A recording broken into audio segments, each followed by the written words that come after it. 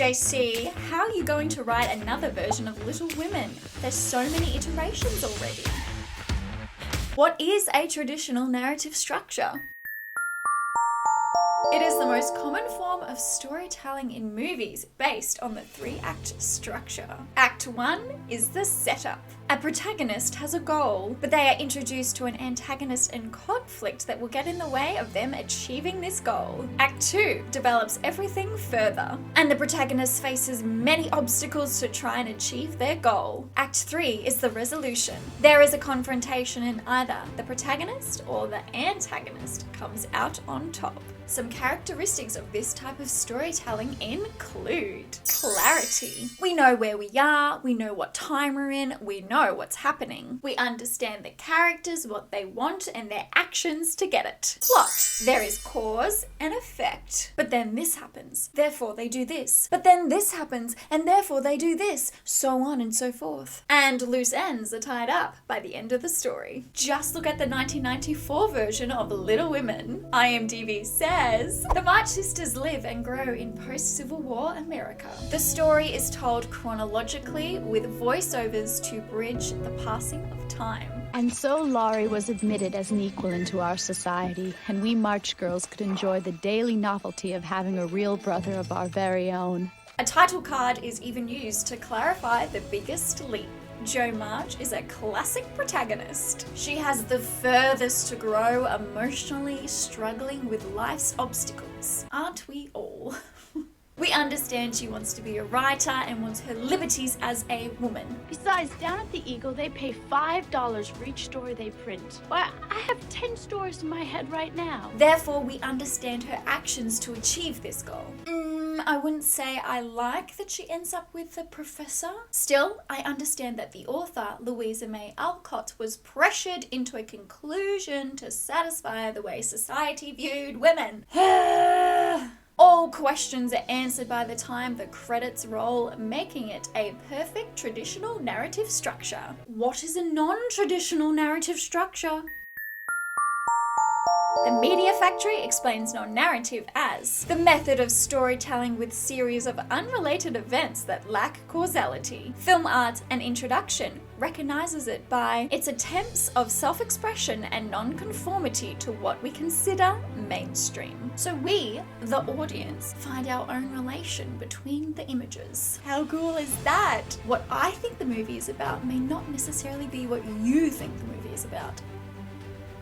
Another way to think about it is the movement of the story, however it's presented, should create dramatic effect and emphasize character and theme. Some characteristics of this type of storytelling include lack of clarity. Sometimes there are multiple lines of action. This person is from this time and this person is from this place. Sometimes the characters are inconsistent. They want this, but they do this to get this other thing.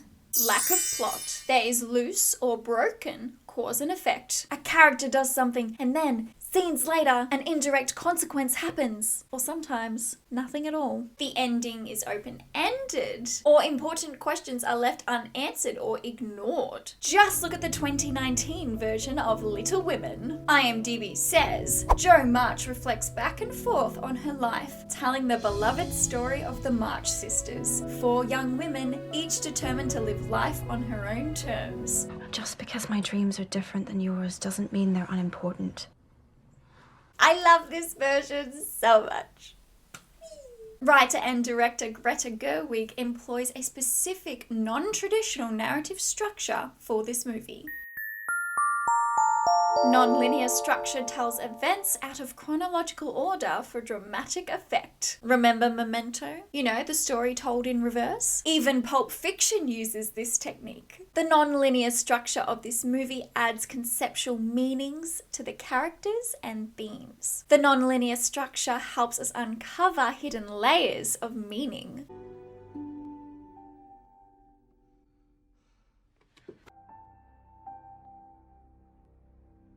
These non-traditional narrative techniques also encourage the audience to step away from the normal world of the movie and immerse themselves in Jo's inner world. These choices enrich the movie in terms of pacing and form. My personal favourite is the ending. It gives us the appearance it's tying off loose ends when actually it's so meta. My hands are empty. They're not empty. It's very moving. That's very emotional. Well, thank you. We can call the chapter Under the Umbrella. We discover what happens to Jo's book characters of the March sisters, but perhaps that truth does not apply to the actual sisters. In an interview with Script Notes, Greta Gerwig mentioned one of the strengths of using the non-linear structure was that she could set up stronger romantic relationships than the linear version ever could, because the audience tends to want whoever they see together first to end up together. So this way we see Jo with Frederick first, and we also see Amy and Teddy as a pair first. I totally agree with this story logic. In the 1994 version, I can feel my disappointment as Jo ends up with the professor, because my brain is trained with certain expectations, or mainly because I don't want Jo to end up with anyone. Another reason these pairings work is because Greta Gerwig is honest about the transactional nature of these marriages. And as a woman, there's no way for me to make my own money. And if I had my own money, which I don't, that money would belong to my husband the moment we got married. And if we had children, they would be his, not mine. So don't sit there and tell me that marriage isn't an economic proposition, because it is. Girls want to see women married, not consistent. No, it isn't the right ending. The right ending is the one that sells. Well, I suppose marriage has always been an economic proposition, even in fiction. We are presented with the economic logic of these women's choices, and that is why I believe this ending is finally satisfying. Side note, is anyone else super excited for Greta Gerwig's new movie? Hi, Barbie. Hi, Ken. So JC, Little Women has already been told in a non-traditional narrative structure. What are you going to do now? What if I told you non-linear is not the only non-traditional narrative style? Because of its negation of the three-act structure, any attempt at categorizing or defining the many different styles of non-traditional storytelling is challenging. However, smarter people than me have tried, so I will use their definitions for the story of Little Women. As we go through, apply them to your own story. You never know. You might find some part of the story you never knew you needed.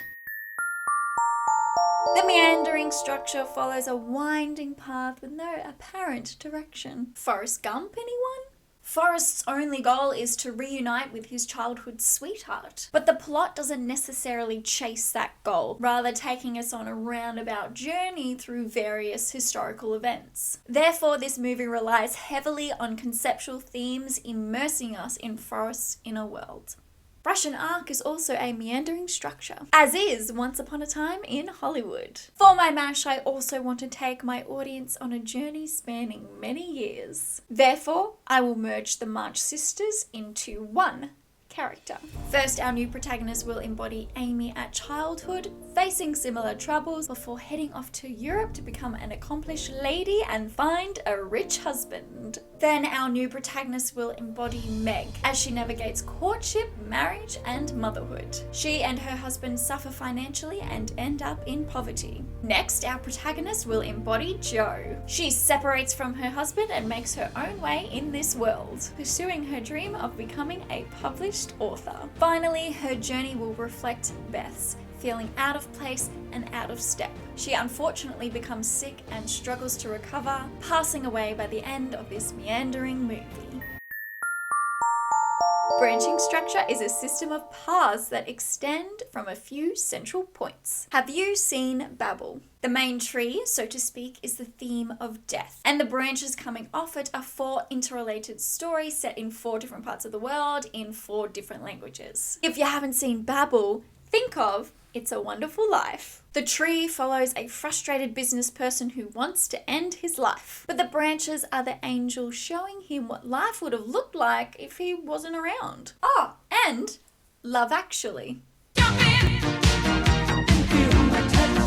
In my MASH, I'd like to keep the original linear story of the March sisters transitioning from childhood into adulthood as the tree, and add some branches of other characters going through childhood to adulthood to add further meaning to the March sisters' journey. First, I'd like to see some scenes of Marmee as a child and a young woman to discover how she became so good at counseling others. If you feel your value lies in being merely decorative, I fear that someday you might find yourself believing that's all that you really are. I want to know how she met her chaplain husband, I want to know about her decision to have children, and I want to know about any potential obstacles to becoming a mother. What life lessons did Marmee learn that she's instilled in her daughters? These scenes of Marmee will help shed light on the March sisters and explain why they are the way they are. I'd also like to see Mr. Lawrence as a young lad. I want to know how he got his money and came to be where he lives. Very kind man who lost his little girl when she was only a child. Could these scenes add meaning to Teddy and who he is as a boy and a man?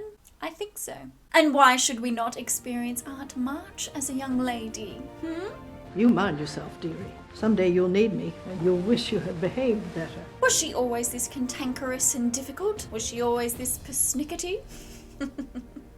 Can exposing her life before she was a rich widow shed some light on the society that the March sisters are now battling through? I think so. You can take Marmee! Oh, dear. Oh.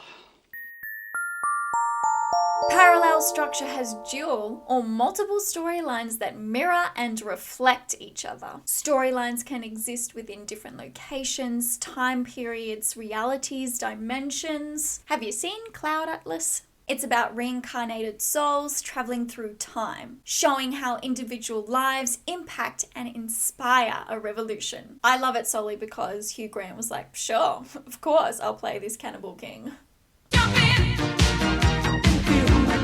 What about sliding doors?